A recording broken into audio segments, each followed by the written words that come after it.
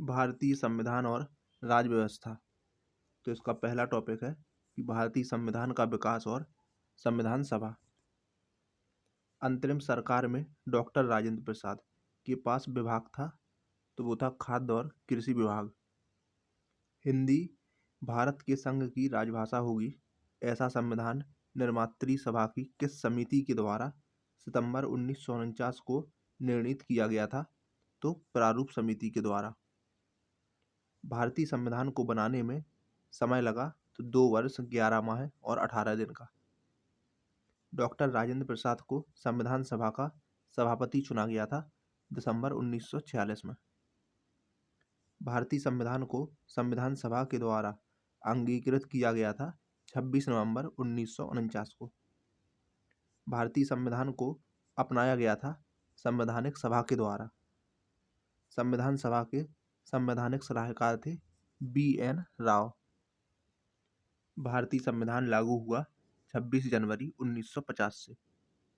संविधान सभा की प्रथम बैठक हुई थी 9 दिसंबर 1946 को। 26 नवंबर 1949 को संविधान के किस उपबंधों को प्रभावी किया गया था? तो नागरिकता, निर्वाचन और अंतरिम संसद को। संविधान सभा की प्रांतीय संविधान समिति के अध्यक्ष थे सरदार पटेल। वह अधिनियम जिसने इंग्लैंड में होने वाली वार्षिक परीक्षा के माध्यम से सिविल सेवकों की नियुक्ति को अनुमत किया, तो 1853 का चार्टर अधिनियम। वह अधिनियम जो ब्रिटिश सरकार को बंदी प्रत्यक्षीकरण को स्थगित करने का अधिकार देता था, तो रॉलेट अधिनियम 1919। वह अधिनियम जिसने भारत में पृथक निर्वाचन मंडल का आरंभ किया था, भारतीय परिषद अधिनियम 1909। प्रोफेसर KC वियर के अनुसार भारतीय संविधान है अर्ध संघीय। भारतीय संविधान उतना ही संघीय है जितना इसे दोहरी राजनीति कहा जा सकता है। यह विचार था डॉक्टर BR अम्बेडकर का। प्रांतीय सरकारों का गठन 1935 का अधिनियम के तहत किया गया था। संविधान को 26 जनवरी के दिन लागू करने का निर्णय इसलिए किया गया क्योंकि कांग्रेस ने इस तिथि को 1930 में स्वतंत्रता दिवस के रूप में मनाया था। दूसरा टॉपिक है भारतीय संविधान की उद्देशिका, संघ और राज्य क्षेत्र। भारतीय संविधान के स्रोत, अनुसूची और नागरिकता। तो भारत में न्यायिक पुनरावलोकन का आधार है कानून के द्वारा स्थापित प्रक्रिया। भारतवर्ष में संघवाद के संदर्भ में कथन सत्य है, तो एक अर्ध संघीय राज्य देश के अंतर्गत भारतीय संघवाद का परिणाम है। भारत के संविधान का अनुच्छेद 1 देश को बताता है एक संघ।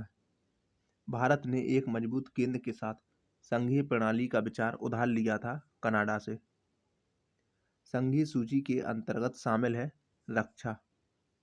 राज्य सन 1949 में भारतीय संघ में सम्मिलित हुआ था मणिपुर। भारत के संविधान की वह अनुसूची जिसके अधीन जनजातीय भूमि का खनन के लिए निजी पक्षकारों को अंतरण, आकृत और शून्य घोषित किया जा सकता है, तो 5वीं अनुसूची। भारतीय संविधान की वह अनुसूची जिसमें भारतीय भाषाओं की सूची सम्मिलित की गई है, तो वो है 8वीं अनुसूची। संघीय शासन की एक प्रमुख विशेषता है केंद्र और राज्य अपनी शक्तियां संविधान से प्राप्त करते हैं। 73वें संशोधन अधिनियम 1992 11 अनुसूची के द्वारा 29 विषयों को पंचायतों के प्रशासनिक नियंत्रण में रखा गया था। 11वीं अनुसूची थी, अनुच्छेद था 243G। जानवरों के प्रति क्रूरता की रोकथाम को भारतीय संविधान की संबलती सूची में रखा गया है। संविधान की प्रस्तावना को भारत की राजनीतिक कुंडली कहा KM मुंशी ने। सही सुमेलन है, तो ग्राम पंचायत का गठन अनुच्छेद 40 में है। समान नागरिक संहिता है अनुच्छेद 44 में।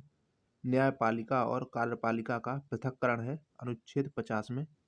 अंतर्राष्ट्रीय शांति का विकास है अनुच्छेद 51 में। कृषि और पशुपालन है अनुच्छेद 48 में। आज़ादी के बाद भाषा के आधार पर भारत के राज्यों का पुनर्गठन हुआ 1956 में। भारतीय संविधान की प्रस्तावना में स्थान नहीं मिला सभी के लिए शिक्षा को।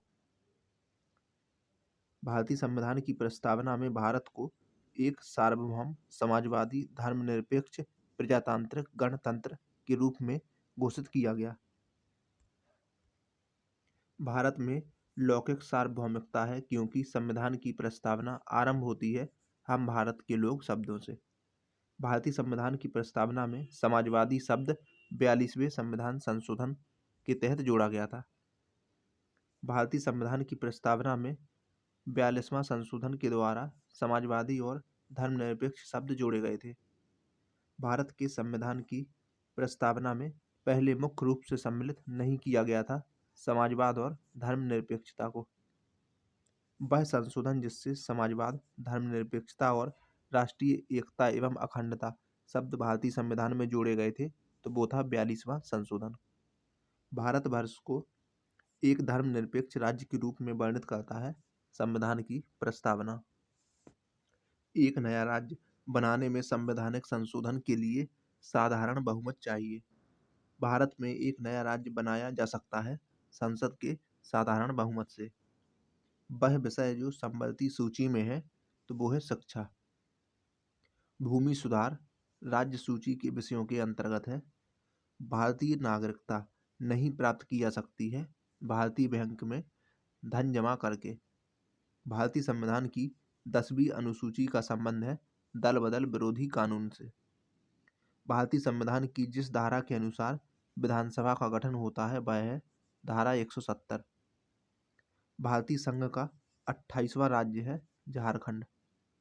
भारत ने सुदृढ़ केंद्र के साथ संघीय ढांचा का विचार लिया है कनाडा से। अब अगला टॉपिक है मूल अधिकार, राज्य के नीति निर्देशक तत्व और मूल कर्तव्य। तो प्रावधान और भारत के संविधान से संबंधित अनुच्छेद की न्याय संगत और मानवोचित दशाओं का संबंध है अनुच्छेद 42 से। कर्मकारों की निर्वाह मजदूरी का संबंध है अनुच्छेद 43 से। समान सिविल संहिता का संबंध है अनुच्छेद 44 से। और राष्ट्रीय महत्व के स्थान और वस्तुओं का संरक्षण तो इसका संबंध है अनुच्छेद 49 से। भारतवर्ष में विधि की शून्यता का कौन सा पहलू पाया जाता है तो न्यायपालिका विवादित कार्यपालिका आदेश या विधायी उपायों को पूर्णतः या उसके भाग को शून्य घोषित कर सकती है। एक संविधि पूर्णतः या आंशिक रूप से शून्य घोषित की जा सकती है। एक शून्य विधि को संवैधानिक संशोधन के माध्यम से राज्य के द्वारा पुनर्जीवित किया जा सकता है। संविधान का कौन सा अनुच्छेद अस्पष्टता के उन्मूलन को सुनिश्चित करता है तो वो है अनुच्छेद 17। भारत के संविधान की प्रस्तावना न्याय की गारंटी देती है। इसका तात्पर्य है कि भारत अपने जनमानस को अनुमति देता है अपने प्रतिनिधियों के निर्वाचन की, कुछ मूल अधिकारी रखने की, निर्णय निर्माण में भागीदारी की। चुप रहने की स्वतंत्रता भारत में है मूल अधिकार। भारतीय संविधान का वह अनुच्छेद जो किसी भी व्यक्ति को कानून के समक्ष समानता और कानून के समान सुरक्षा प्रदान करता है तो वो है अनुच्छेद 14। संवैधानिक उपचारों के अधिकार का उल्लेख है अनुच्छेद 32 में। भारतीय नागरिकों के मौलिक अधिकार शामिल किए गए हैं संविधान के भाग 3 में। वह संशोधन जिसके तहत मौलिक कर्तव्यों को संविधान में सम्मिलित किया गया था तो 42वां संशोधन। सही सुमेलन है तो सूची 1 और सूची 2 तो अनुच्छेद 48 इसका संबंध है कृषि और पशुपालन से। अनुच्छेद 50 का संबंध है न्यायपालिका का कार्यपालिका से पृथक्करण। अनुच्छेद 49 का संबंध है राष्ट्रीय महत्व के स्मारकों, स्थानों और वस्तुओं का संरक्षण। अनुच्छेद 40 का संबंध है ग्राम पंचायतों का गठन। और अनुच्छेद 45 का संबंध है 6 वर्ष से कम आयु के बच्चों की शिक्षा और देखभाल से। मूल अधिकारों के डैश संवर्ग में अस्पष्टता के रूप में किए गए विभेदन के विरुद्ध संरक्षण समाविष्ट है समता का अधिकार। वर्तमान समय में एक मौलिक अधिकार नहीं है तो वो है संपत्ति का अधिकार। मौलिक अधिकारों में से संपत्ति के अधिकार को समाप्त कर दिया गया था 44वें संशोधन के द्वारा। इंदिरा साहनी बनाम भारत संघ मुकदमे में सर्वोच्च न्यायालय का निर्णय डैश विषय से संबंधित है तो सरकारी नौकरियों में अन्य पिछड़ा वर्ग का आरक्षण। किसी कार्य को अविलंब कराने के लिए न्यायालय से परमादेश विशेष लेखों को जारी करने की याचना की जा सकती है। संवैधानिक उपचारों में से पोस्टमार्टम भी कहा गया है उत्प्रेषण को। राज्य के नीति निर्देशक सिद्धांतों को भारत में सामाजिक और आर्थिक लोकतंत्र का घोषणा पत्र कहा डॉक्टर BR अम्बेडकर ने। भारतीय संविधान की आत्मा कहा जाता है संविधान की प्रस्तावना को। प्रतिषेध रिट जारी नहीं हो सकती है कार्यकारी निकाय के विरुद्ध में। रिट ऑफ को वारंटो को दायर किया जा सकता है किसी भी निजी व्यक्ति के द्वारा, चाहे पीड़ित हो या नहीं। एविडायसी के अनुसार भारत में विधि का शासन निहित है। भारत के संविधान का अनुच्छेद 14। विधि का नियम या कानून का अधिराज्य का मतलब है सभी के लिए एक कानून और सभी के लिए एक न्यायतंत्र। विधि का शासन का मतलब है कानून की भावना की व्यापकता और मनमानीपन से बचना। परमादेश की रिट नहीं हो सकती है भारत के राष्ट्रपति के विरुद्ध में। धर्म की स्वतंत्रता का अधिकार राज्य की सुरक्षा आधार पर प्रतिबंधित नहीं किया जा सकता है। अनुच्छेद 51 का क्लॉज के जोड़ा गया 86वें संशोधन अधिनियम 2002 के द्वारा। पद बंदी प्रत्यक्षीकरण संबंधित है विधि व्यवस्था से। किसी व्यक्ति की अवैध हिरासत के खिलाफ बंदी प्रत्यक्षीकरण रिट लागू होती है। नागरिक अधिकार लागू करने के लिए जाना होगा सर्वोच्च न्यायालय के पास। संविधान के द्वारा मौलिक अधिकारों को लागू करने की शक्ति दी गई है सर्वोच्च न्यायालय और उच्च न्यायालयों को। भारतीय संविधान के भाग 4 में दिए गए निर्देशित सिद्धांत में सूचीबद्ध है समान कार्य के लिए समान वेतन और समान नागरिक संहिता। वे मौलिक अधिकार जो भारतीय नागरिकों को प्राप्त हैं परंतु गैर नागरिक को नहीं, तो वो है भाषण और अभिव्यक्ति की स्वतंत्रता, अल्पसंख्यकों के अधिकार। भारतीय संविधान के द्वारा प्रदत्त संवैधानिक निराकरण का अधिकार गैर नागरिकों को भी उपलब्ध है। उच्चतम न्यायालय की व्यवस्था के अनुसार निजी भवनों के ऊपर राष्ट्रीय झंडे को फहराना संविधान का अनुच्छेद 19(1) का खंड 1 के तहत हर नागरिक का मौलिक अधिकार है। एक मानव अधिकार जो भारतीय संविधान के अंतर्गत मौलिक अधिकार भी है, तो वो है शिक्षा का अधिकार। भारत के संविधान का वह अनुच्छेद जो प्रेस की स्वतंत्रता से संबंधित है, तो वो है अनुच्छेद 19। भारत में मौलिक कर्तव्य है हमारी मिलीजुली संस्कृति की समृद्ध विरासत को संरक्षित करना और महत्व प्रदान करना। मौलिक कर्तव्यों को निर्धारित किया गया है 42वें संशोधन के द्वारा। 42वां संशोधन अधिनियम 1976 से भारतीय संविधान में एक नया अध्याय जोड़ा गया है मौलिक कर्तव्य। 42वें संविधान संशोधन के 10 आचार आदेशों को मौलिक कर्तव्य के नाम से जाना जाता है। पंचायती राज प्रणाली की व्यवस्था की गई है राज्य के नीति निर्देशक सिद्धांत के अंतर्गत। भारतीय संविधान में अनुच्छेद 12 से 35 के अंतर्गत नागरिकों को मौलिक अधिकार प्रदान किए गए हैं। मूलभूत अधिकार नहीं है संपत्ति का अधिकार। राज्य के नीति निर्देशक सिद्धांत निर्देश परिवर्तनीय नहीं है, जबकि अधिकार परिवर्तनीय प्रकार मौलिक अधिकारों से भिन्न है। एक कल्याणकारी राज्य के आदर्श वर्णित हैं राज्य के नीति निर्देशक तत्वों में। संवैधानिक उपचार का अधिकार आता है मौलिक अधिकार के अंतर्गत। वह अनुच्छेद जिसको डॉक्टर BR अम्बेडकर के द्वारा संविधान का हृदय एवं आत्मा कहा गया था, तो वो था अनुच्छेद 32। भारत के संविधान के अंतर्गत वह अनुच्छेद जो कारखानों में बच्चों के नियोजन का प्रतिषेध करता है, तो वो है अनुच्छेद 24। मौलिक अधिकारों की सूची में से संपत्ति का अधिकार मोरारजी देसाई के शासनकाल में निकाल दिया गया था। मौलिक अधिकारों की मूल सूची में जोड़ा गया है निःशुल्क और अनिवार्य प्राथमिक शिक्षा का अधिकार। अगला टॉपिक है राष्ट्रपति, उपराष्ट्रपति, मंत्रिपरिषद, महान्यायवादी और संसद। तो भारत के प्रधानमंत्री थे जब 73वां और 74वां संविधान संशोधन अस्तित्व में आया था, तो PV नरसिम्हा राव। राज्यसभा का सदस्य बनने के लिए आवश्यक न्यूनतम आयु है 30 वर्ष की।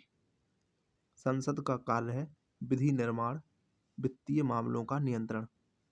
धन विधेयकों को प्रस्तावित किया जा सकता है केवल लोकसभा में। संसद की वह समिति जिसने अपने कार्यकाल के 100 वर्ष पूरे किए तो लोक सेवा समिति। प्रत्येक राज्य में लोकसभा की सीटों का निर्धारण परिसीमन आयोग के द्वारा किया जाता है। इस परिसीमन को रोक दिया गया है वर्ष 2026 तक। भारत का राष्ट्रपति कितनी भी बार पुनः चुनाव के लिए पात्र होता है? लोकसभा में सामान्यतः होते हैं 3 सत्र। लोकसभा के कम से कम वर्ष में 2 बार सत्र बुलाए जाते हैं। द्रौपदी मुर्मू हैं भारत की 15वीं राष्ट्रपति। भारतीय संसदीय समूह की स्थापना की गई थी 1949 को। वह अनुच्छेद जिसके अनुसार संसद की संयुक्त बैठक होती है तो वो है अनुच्छेद 108। संसद की सबसे बड़ी समिति है प्राक्कलन समिति। सामान्यतः सभी महत्वपूर्ण निर्णय लिए जाते हैं मंत्रिमंडल के द्वारा। स्पीकर पदेन अध्यक्ष होता है कानून समिति का। उपराष्ट्रपति का सेवाकाल होता है 5 वर्ष का। उपराष्ट्रपति को पदावधि पूर्ण होने से पूर्व अपने पद से हटाया जा सकता है राज्यसभा के सदस्यों के द्वारा। राज्यसभा का सदस्य चुने जाने के लिए किसी व्यक्ति की निर्धारित न्यूनतम आयु 30 वर्ष है। राष्ट्रपति और मंत्रिमंडल के मध्य की प्रमुख कड़ी है प्रधानमंत्री।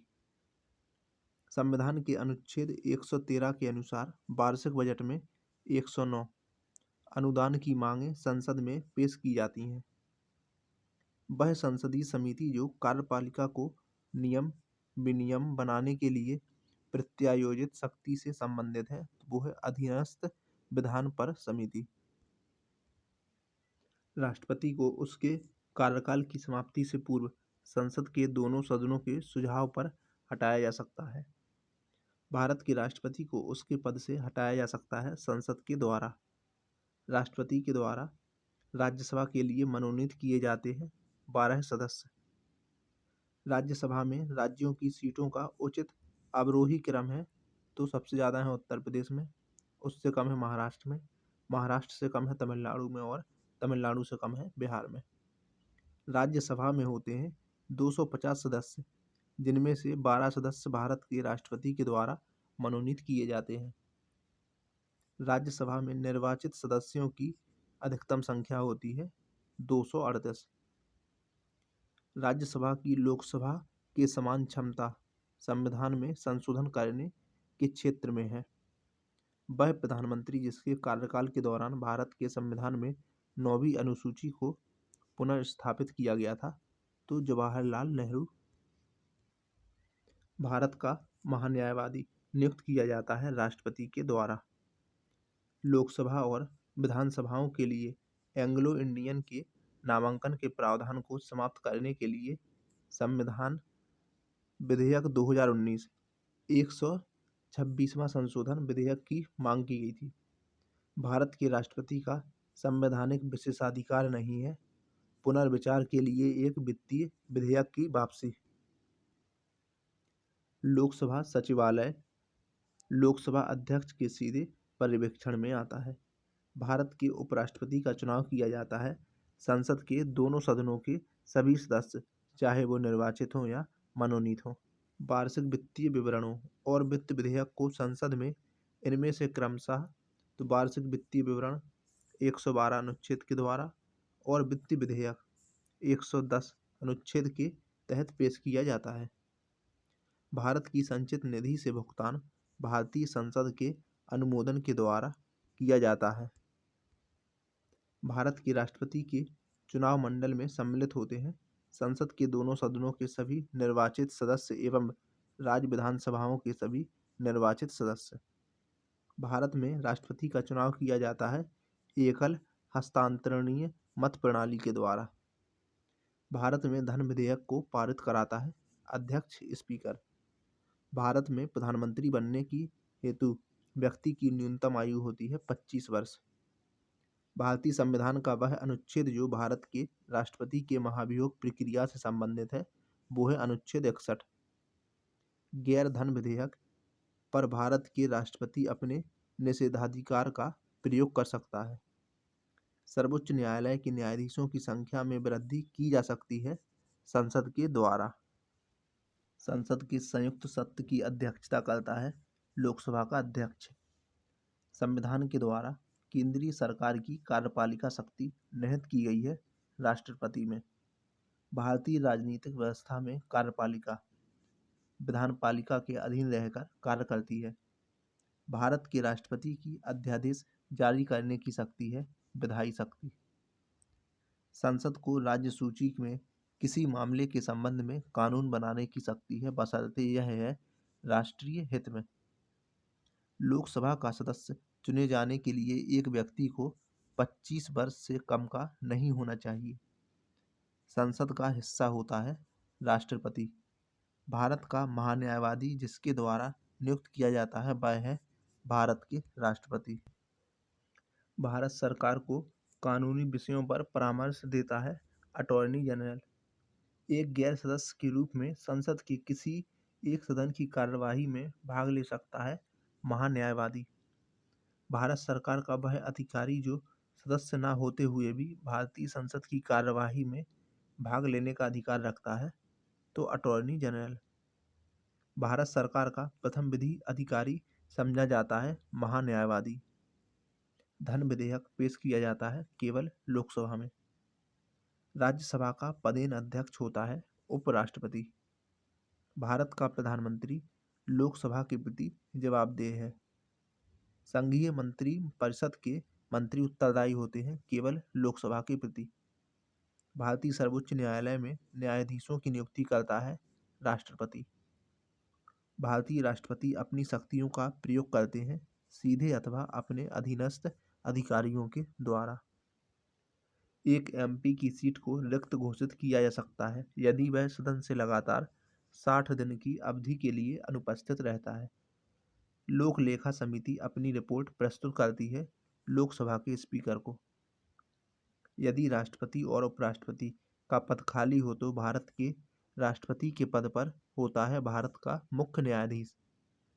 यदि भारत के राष्ट्रपति का पद खाली है और उपराष्ट्रपति तथा भारत के मुख्य न्यायाधीश उपलब्ध नहीं है तो भारत का राष्ट्रपति नियुक्त किया जाएगा सुप्रीम कोर्ट के वरिष्ठ न्यायाधीश को। राज्यसभा सदन में अध्यक्षता करने वाला अधिकारी उस सदन का सदस्य नहीं होता है। हमारे संविधान के अनुसार राज्यसभा का कार्यकाल समाप्त होने का विषय नहीं है। राज्यसभा को स्थायी सदन कहते हैं क्योंकि इसे विघटित नहीं किया जा सकता है। राज्यसभा के सदस्य चुने जाते हैं 6 वर्ष के लिए। भारत का प्रधानमंत्री मुखिया है केंद्रीय सरकार का। वित्त बिल के लिए भारत के राष्ट्रपति की पूर्व स्वीकृति आवश्यक है। राज्यसभा का सभापति है उपराष्ट्रपति। लोकसभा में आंग्ल भारतीय समुदाय को मनोनीत करने की शक्ति है भारत के राष्ट्रपति के पास। भारत के कार्यपालिका अध्यक्ष हैं राष्ट्रपति। भारतीय संविधान ने केंद्रीय सरकार की अधिशासी शक्तियों को निहित किया है भारत के राष्ट्रपति में। लोकसभा को कार्यकाल पूरा होने से पहले भंग किया जा सकता है प्रधानमंत्री की सिफारिश पर राष्ट्रपति के द्वारा। आमतौर पर भारत के प्रधानमंत्री होते हैं लोकसभा के सदस्य। भारत के राष्ट्रपति को यह अधिकार नहीं प्राप्त है कि वह उच्चतम न्यायालय के न्यायाधीश को हटाए। संसद के दोनों सदनों का संयुक्त अधिवेशन आयोजित होता है एक ऐसे विधेयक पर विचार करने और उसे पारित करने के लिए जिस पर दोनों में मतभेद हो, लोकसभा और राज्यसभा में। लोकसभा का नेता है प्रधानमंत्री। वर्तमान लोकसभा में प्रत्येक राज्य के लिए स्थानों का आवंटन आधारित है 1971 की जनगणना के अनुसार। कोई वित्तीय बिल प्रस्तावित हो सकता है केवल लोकसभा में। लोकसभा के स्पीकर का निर्वाचन होता है लोकसभा के सभी सदस्यों के द्वारा। भारत में किसी भी सदन का सदस्य हुए बिना कोई व्यक्ति 6 महीने तक मंत्री पद पर आसीन रह सकता है। संसद के 2 सत्रों के बीच अधिकाधिक अंतराल होना चाहिए 6 महीने का। भारतीय संविधान भारत के राष्ट्रपति को अधिकार नहीं देता है राज्यों के मुख्यमंत्री की नियुक्ति का। अगर कोई धन विधेयक लोकसभा के द्वारा स्वीकृत हो जाए तो राज्यसभा इसे अधिक से अधिक रोक सकती है, केवल 14 दिन तक। केंद्र शासित प्रदेश के मुख्यमंत्री, जहां पर इस तरह का प्रावधान है, राष्ट्रपति के द्वारा नियुक्त किए जाते हैं। भारतवर्ष की रक्षा बल के जो सुप्रीम कमांडर हैं वो हैं भारत के राष्ट्रपति। भारत के संसद में होते हैं राष्ट्रपति, राज्यसभा और लोकसभा। लोकसभा अध्यक्ष के पद पर चुने गए प्रथम दलित थे GMC बालयोगी। अगला टॉपिक है संघ की न्यायपालिका, भारत का नियंत्रक और महालेखा परीक्षक। भारत एकीकृत न्यायपालिका रखता है क्योंकि भारत में एक मौलिक विधि और सर्वोच्च स्तर पर सर्वोच्च न्यायालय और उसके नीचे उच्च न्यायालयों के साथ न्याय पाया जाता है। उच्च न्यायालयों के न्यायाधीश राष्ट्रपति के द्वारा नियुक्त किए जाते हैं। पहला लोकायुक्त महाराष्ट्र राज्य में नियुक्त हुआ था। स्वतंत्र भारत के प्रथम विधि आयोग के अध्यक्ष थे MC सीतलवाड़।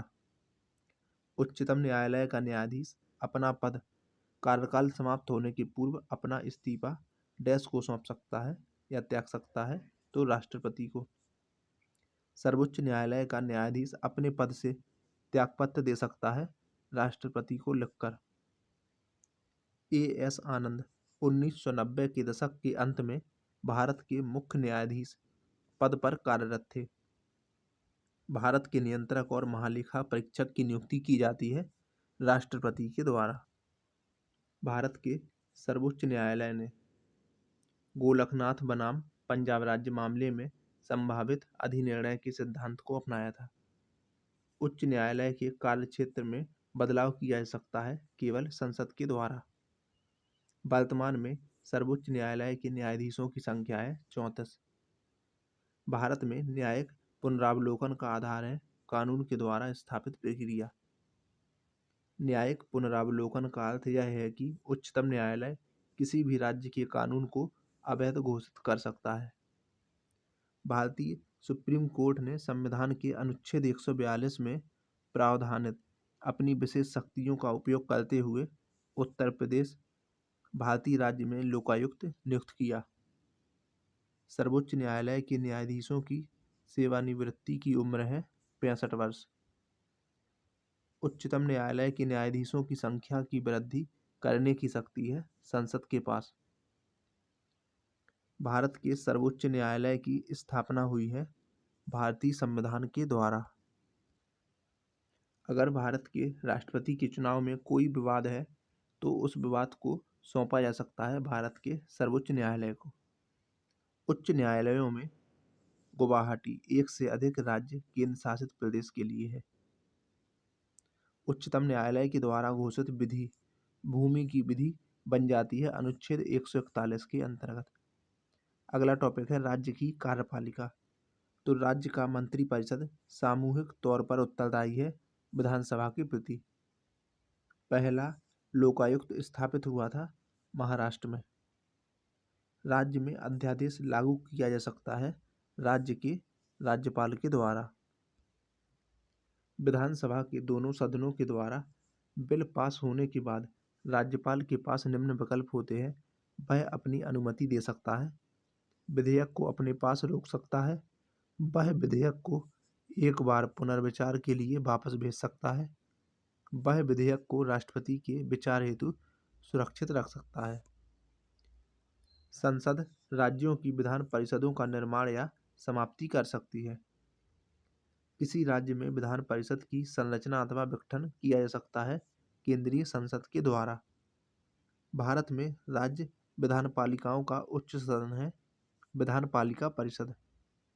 वह राज्य जिसकी विधानसभा में सदस्यों की संख्या अधिक है वो है हिमाचल प्रदेश। किसी राज्य का राज्यपाल नियुक्त किया जाता है राष्ट्रपति के द्वारा। राज्य सरकारों का संवैधानिक प्रमुख होता है राज्यपाल। राज्य सरकार का कार्यकारी प्रमुख होता है राज्यपाल। जम्मू और कश्मीर के राज्यपाल की नियुक्ति करता है भारत का राष्ट्रपति। कानूनी विषयों पर राज्य सरकार को परामर्श देता है एडवोकेट जनरल महाधिवक्ता। राज्य में राष्ट्रपति शासन लागू किया जाता है गवर्नर की सलाह पर। भारतीय संविधान के अनुसार राज्यों की विधायिका में सम्मिलित है राज्यपाल, विधानसभा, विधान परिषद जहां इसका अस्तित्व है। उत्तर प्रदेश के राज्यपाल ने विधानसभा के सत्र के आयोजन के लिए इसके अध्यक्ष को निर्देश दिया। ऐसा करने में वे उन अधिकारों का उपयोग कर रहे थे जो उनके पद में निहित हैं अनुच्छेद 175 के खंड 2 के द्वारा। भारतीय संविधान के अनुच्छेद 170 में राज्य की विधानसभाओं के निर्वाचन का प्रावधान प्रस्तुत करता है। विधान परिषद है बिहार में। यदि किसी राज्य की विधानसभा का अध्यक्ष पद त्यागना चाहे तो उसे अपना त्यागपत्र देना चाहिए उपाध्यक्ष को। विधान परिषद के सदस्यों की न्यूनतम संख्या होती है 40। अगला टॉपिक है राज्यों के उच्च न्यायालय, अधीनस्थ न्यायालय। तो वे राज्य जिन्होंने धारा 348 खंड 2 का प्रयोग से उच्च न्यायालयों में हिंदी भाषा के प्रयोग को मान्यता दी, तो वो है उत्तर प्रदेश, मध्य प्रदेश, बिहार और राजस्थान। उच्च न्यायालय के कार्य क्षेत्र में बदलाव किया जा सकता है केवल संसद के द्वारा। एक उच्च न्यायालय का न्यायाधीश अपना त्यागपत्र संबोधित करता है राष्ट्रपति को। अगला टॉपिक है पंचायत, नगरपालिका, सहकारी समितियां। तो भारत में जिला नियोजन समितियों का मुख्य उद्देश्य है पंचायतों और नगरपालिकाओं की योजनाओं को एकीकृत करना, पंचायतों के मध्य एकीकृत दृष्टिकोण विकसित करना। स्थानीय स्वशासन को किस वर्ष संवैधानिक दर्जा प्रदान किया गया? तो 1992 में। पंचायतों की वित्तीय स्थिति की समीक्षा के लिए राज्य सरकार प्रत्येक 5 वर्षों में गठित करती है वित्त आयोग। अगर पंचायत का विघटन होता है तो चुनाव होने चाहिए 6 माह के अंदर। पंचायत सदस्य की अयोग्यता का प्रश्न निर्धारित करेगा ऐसी संस्था जिसे राज्य विधानमंडल मुहैया करा सके। पंचायती राज विषय है राज्य सूची का। संविधान का 73वां संशोधन संबंधित है पंचायती राज प्रणाली से। 73वां संशोधन संवैधानिक संशोधन के द्वारा पंचायती राज संस्थाओं को संवैधानिक स्तर प्राप्त हुआ है। पंचायती राज अपनाने वाला पहला राज्य था राजस्थान। भारत में पंचायती राज व्यवस्था राजस्थान के बाद आंध्र प्रदेश राज्य में प्रारंभ की गई। पंचायती राज प्रथम बार प्रवर्तित किया गया राजस्थान में। पंचायती राज विचारधारा की शुरुआत की बलवंतराय मेहता ने। विकेंद्रीकरण प्रणाली की सिफारिश की थी बलवंतराय मेहता ने।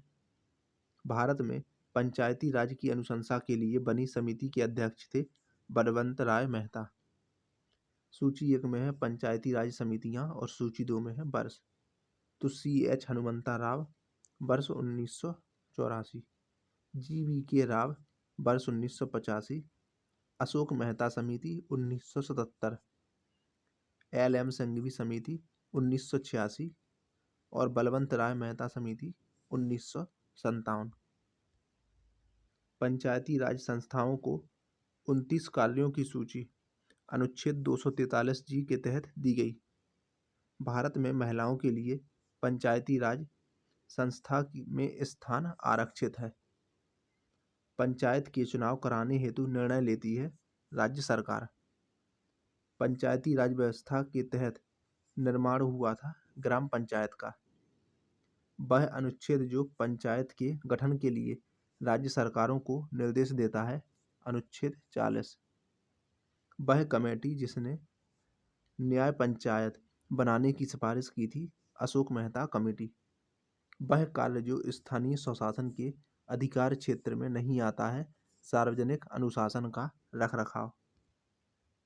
वे राज्य जिन्होंने पंचायती राज संस्थाओं में स्त्रियों के 50% आरक्षण को वैध किया है तो बिहार, उत्तराखंड, मध्य प्रदेश और हिमाचल प्रदेश। भारत में ब्लॉक स्तर पर बनी पंचायत समिति केवल है प्रशासनिक प्राधिकारी। एक विकास खंड पर पंचायत समिति होती है, एक प्रशासकीय अधिकरण। अशोक मेहता समिति ने सिफारिश की पंचायती राज की द्विस्तरीय सरकार की। पंचायती राज की त्रिस्तरीय प्रणाली में आते हैं ग्राम पंचायत, पंचायती समिति और जिला परिषद। भारत में पंचायती राज प्रतिनिधित्व करता है शक्तियों का विकेंद्रीकरण, लोगों की हिस्सेदारी, सामुदायिक विकास। पंचायती राज का प्रधान लक्ष्य है ग्रामवासियों में शक्ति का विकेंद्रीकरण। पंचायती राज को भारतीय संविधान के 73वें संशोधन के अंतर्गत स्वशासन की इकाई के रूप में संगठित किया गया है। सरकार की पंचायती राज प्रणाली की प्रमुख विशेषताएं हैं, तो इनमें सरकार की 3 श्रेणियां होती हैं। इसका लक्ष्य गांवों को सामाजिक और आर्थिक न्याय प्रदान करना है। जिला परिषद में इसके सदस्य के रूप में कुछ सांसद होते हैं। 11वीं अनुसूची के द्वारा पंचायती राज संस्थाओं को 29 विषयों पर निर्णय लेने का अधिकार दिया गया है। प्रमुख आयोग और समितियां, तो सरकारीय आयोग के गठन का उद्देश्य था केंद्र राज्य संबंधों की समीक्षा करना। समिति में लोकसभा और राज्यसभा दोनों के प्रतिनिधि शामिल होते हैं। लोक लेखा समिति और सार्वजनिक समझ समिति। समिति का मुख्य उद्देश्य 1970 से पूर्व भारत में दल बदल की सटीक परिभाषा देना था। चव्हाण समिति। अगला है टॉपिक अनुसूचित जाति एवं जनजाति संघ राज्य संबंध। तो कावेरी जल विवाद है कर्नाटक और तमिलनाडु के बीच में। भारतीय संविधान के अनुच्छेद 330 के अंतर्गत लोकसभा में अनुसूचित जातियों के आरक्षण का प्रावधान किया गया है। 14 अगस्त 2007 को संसद के द्वारा भारतीय संविधान में संशोधन के उपरांत अब अनुसूचित जाति की सूची में जातियों की संख्या है 1206। भारत के राष्ट्रपति को विशिष्ट केंद्र राज्य राजकोषीय संबंधों के बारे में सुझाव दिया जाता है वित्त आयोग के द्वारा। भारतीय संविधान का वह अनुच्छेद जो संवैधानिक प्रावधानों की संघीय संसद राज्य विधान पालिकाओं की द्वारा बनाए गए नियमों कानूनों पर प्राथमिकता प्रदान करता है 245। अगला टॉपिक है लोक सेवा आयोग, निर्वाचन आयोग, राजभाषा। तो भारत के प्रथम मुख्य चुनाव आयुक्त थे सुकुमार सेन। भारत का निर्वाचन आयोग है एक स्थायी संवैधानिक निकाय।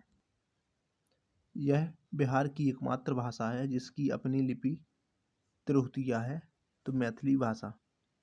भारत के निर्वाचन आयोग के द्वारा पहली ट्रांसजेंडर चुनावी एम्बेसडर नियुक्त की गई गौरी सावंत। चुनावी बॉन्ड योजना का शुभारंभ हुआ जनवरी 2018 में। भारत में राजनीतिक दलों का पंजीकरण लोक प्रतिनिधित्व अधिनियम 1951 के अनुसार किया गया। भारतीय संविधान का वह अनुच्छेद जो प्राथमिक स्तर पर मातृभाषा में शिक्षा की सुविधा से संबंधित है वो है अनुच्छेद 350A। भारत के संविधान का अनुच्छेद 312 संबंधित है नई अखिल भारतीय सेवाओं से। राजनीतिक दलों के स्तर को मान्यता प्रदान करता है निर्वाचन आयोग। भारत के संविधान का वह अनुच्छेद जो भारतीय निर्वाचन आयोग की स्थापना से संबंधित है तो वो है अनुच्छेद 324। भारत के संविधान का वह अनुच्छेद जो देवनागरी लिपि में हिंदी को संघ की सरकारी भाषा के रूप में मान्यता देता है तो वो है 343। इंदिरा गांधी बनाम राजनारायण मामले में स्वतंत्र और निष्पक्ष चुनाव भारतीय संविधान की मूल संरचना के रूप में पहचाना जाता है। ठीक,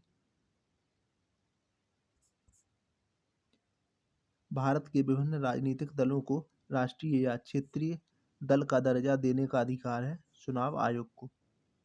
संघीय लोक सेवा आयोग के अध्यक्ष की नियुक्ति करता है राष्ट्रपति। राज्य लोक सेवा आयोग का अध्यक्ष नियुक्त किया जाता है राज्य के राज्यपाल द्वारा।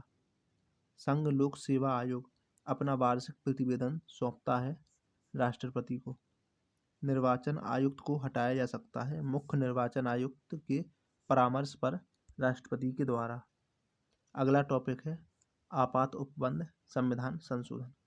तो संवैधानिक संशोधन अधिनियम ने भारत के संविधान के मौलिक अधिकारों और DPSP में सहकारी समितियों से संबंधित नए प्रावधान जोड़े हैं। तो 97वां संवैधानिक संशोधन अधिनियम 2011।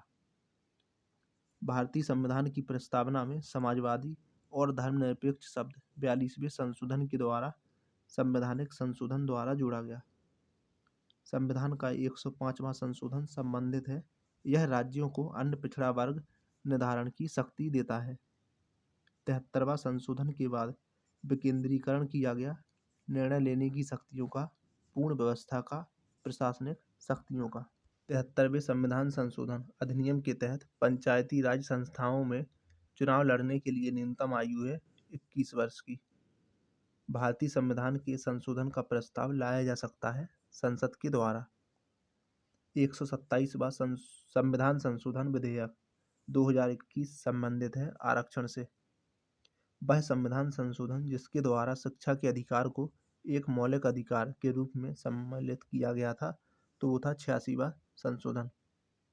भारतीय संविधान में संशोधन प्रारंभ किया जा सकता है लोकसभा और राज्यसभा के द्वारा।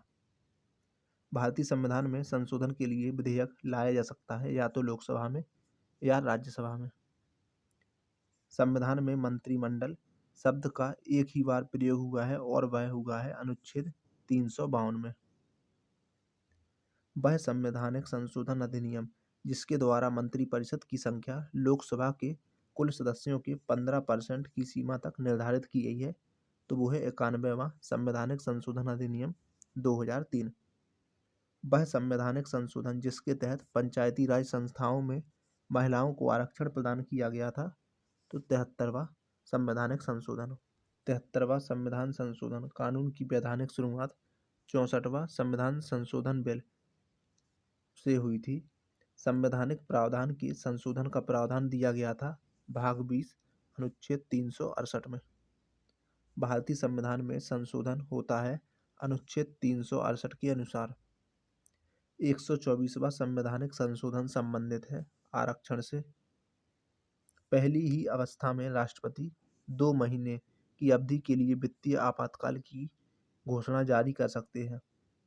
108वें संविधान संशोधन बिल को दूसरे महिला बिल के नाम से जानते हैं। मतदान की न्यूनतम आयु 18 वर्ष 61वें संविधान संशोधन में हुआ था। भारतीय संविधान में संशोधन करके शिक्षा का अधिकार जोड़ा गया था 1 अप्रैल 2010 को। वह अनुच्छेद जिसके अनुसार भारत के राष्ट्रपति के द्वारा राष्ट्रीय आपातकाल की घोषणा की जा सकती है, तो वो है 352। राष्ट्रपति राष्ट्रीय आपातकाल की घोषणा कर सकता है हथियारबंद विद्रोह के आधार पर, बाह्य आक्रमणों के आधार पर, युद्ध के आधार पर। वह संविधान संशोधन अधिनियम जिसको लघु संविधान कहा गया है, तो वो है 42वां। भारत के संविधान में मौलिक कर्तव्य 42वें संवैधानिक संशोधन अधिनियम के द्वारा जोड़े गए। भारतीय संविधान के लिए प्रथम संशोधन विधेयक लाया गया था 1951 में। प्रथमतः आपात स्थिति की घोषणा 6 महीने के लिए सीमित की जा सकती है। अगला टॉपिक है विविध। तो 1953 में राज्य पुनर्गठन आयोग के सदस्य थे KM पाणिकर, हृदयनाथ कुंजरू और फजल अली। भारत में दबाव समूह पीड़ित है विचारधारा में प्रतिबद्धता की कमी में, देश की राजनीति में स्वायत्त भूमिका की कमी में। राष्ट्रीय जनता दल की स्थापना हुई थी 1997 में। सूचना का स्वतंत्रता अधिनियम बना 2002 में। एक साधारण विधेयक को प्रस्तावित किया जा सकता है संसद के किसी भी सदन में। विवाद से विश्वास बिल 2020 को मार्च 2020 में लोकसभा ने मंजूरी दी थी। यह संबंधित है प्रत्यक्ष कर से। उच्चतम न्यायालय के द्वारा हाल ही में फैसला सुनाया गया कि सभी महिला अधिकारी भारतीय सेना में स्थायी कमीशन की हकदार हैं। इस फैसले ने एक संघर्ष को समाप्त किया जो कि 2003 में शुरू हुआ था। इसकी पहली याचिकाकर्ता थी बबीता पुनिया। हाल ही में सामंत कुमार गोयल रॉ के सेवा विस्तार को मंत्रिमंडल की नियुक्ति समिति ने मंजूरी दी है। भारतीय प्रशासन में विभाजन प्रणाली संबंधित है नीति कार्यान्वयन से। भारतीय संविधान का अनुच्छेद 300 संबंधित है मुकदमे और कार्यवाही से।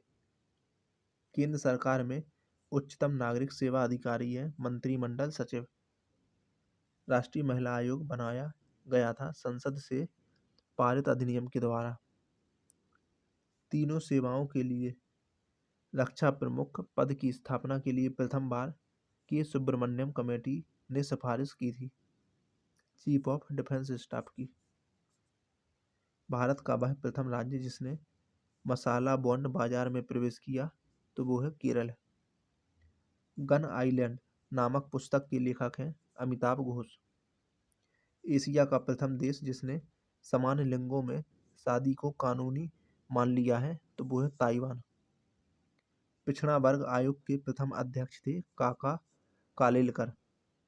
पिछड़ी जाति आयोग के प्रथम सभापति थे Kaka Sahib Kalelkar. Caste in Indian politics के लेखक हैं रजनी कोठारी। अनुच्छेद 35A के प्रावधान को भारतीय संविधान में शामिल किया गया था 1954 में। स्वतंत्र भारत के पहले राष्ट्रपति थे राजेंद्र प्रसाद। स्वतंत्र भारत के प्रथम राष्ट्रपति थे बिहार से। लगातार 2 बार राष्ट्रपति रहे थे डॉक्टर राजेंद्र प्रसाद। लोकपाल का विचार सबसे पहले सुझाया गया था मोतीलाल चमनलाल सीतलवाड़ के द्वारा। प्रशासनिक ट्रिब्यूनल की कार्यवाही को अर्ध न्यायिक प्रकार का माना जाता है। भारतीय संविधान का अनुच्छेद 310 प्रसाद का सिद्धांत का प्रतीक है। सांविधिक संस्था नहीं है वित्त आयोग। भारतीय संविधान में अनुच्छेद है 395। भारतीय संविधान में शामिल है 395 अनुच्छेद, 22 भाग और 12 अनुसूचियां। भारतीय सेनाध्यक्ष की सेवानिवृत्ति की उम्र है 62 वर्ष। भारतीय उच्चायुक्त के पद का भारत सरकार अधिनियम 1919 से सृजन हुआ। श्री मोहम्मद अंसारी का भारत के उपराष्ट्रपति के रूप में क्रमांक है 13वां। श्रीमती प्रतिभा पाटिल का भारतीय गणतंत्र के राष्ट्रपति के रूप में क्रम है 12वां। एक विधेयक जो संसद में प्रस्तुत किया जाता है जब राष्ट्रपति अपनी सहमति दे देता है अधिनियम बन जाता है। सीमा सुरक्षा बल की स्थापना की गई 1965 में। भारत में चलित न्यायालय इनका मानस पुत्र है डॉक्टर APJ अब्दुल कलाम। लोकसभा में राज्यवार सीटों का आवंटन 1971 की जनगणना पर आधारित है। यह निर्धारण वर्ष 2026 तक यथावत रहेगा। योजना आयोग की स्थापना हुई थी 15 मार्च 1950 को। 12वें वित्त आयोग के अध्यक्ष थे डॉक्टर C रंगराजन। भारतीय संविधान में अनुच्छेद 370 का संबंध है जम्मू और कश्मीर राज्य से। भारतीय राजनीतिक व्यवस्था में सर्वोच्च है संविधान। राजनीतिक शब्दावली में शून्यकाल का अर्थ है प्रश्न उत्तर सत्र।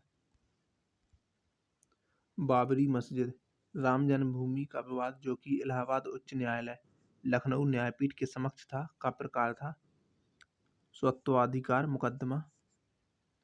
संविधान समीक्षा आयोग जिसे फरवरी 2000 में गठित किया गया था के अध्यक्ष थे MN वेंकटचलैया।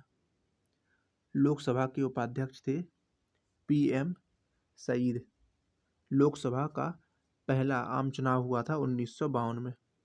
वह राज्य जो सबसे अधिक प्रतिनिधि लोकसभा में भेजता है तो वो है उत्तर प्रदेश। भारत में प्रजातंत्र इस तथ्य पर आधारित है कि जनता को सरकारों को चुनने और बदलने का अधिकार प्राप्त है। सिक्किम भारत का एक राज्य बनाया गया था 35वें संशोधन अधिनियम 1974 के द्वारा। भारत के संसद का व्यय नियंत्रित किया जाता है नियंत्रक और महालेखा परीक्षक के द्वारा। जनहित याचिका की धारणा अमेरिकी गणराज्य देश से उत्पन्न हुई है। सूची 1 संविधान के मद। सूची 2 देश जिनसे लिया गया है तो राज्य के नीति निर्देशक सिद्धांत आयरलैंड से। मौलिक अधिकार अमेरिका से। संघ राज्य के बीच संबंध की संबलती सूची ऑस्ट्रेलिया से। भारतीय राज्यों का संघ जिनमें केंद्र को अधिक शक्ति प्रदान है तो कनाडा से। भारत के संविधान में वर्तमान में शामिल है 395 अनुच्छेद। व्यवस्थापिका के रिक्त स्थानों की पूर्ति के लिए होने वाले विशिष्ट चुनाव को कहते हैं उपचुनाव। भारत में संघीय वित्त आयोग संबंध रखता है राज्यों और केंद्र के बीच वित्त से। संविधान के अनुच्छेद 280 के तहत स्थापित किया गया था वित्त आयोग को।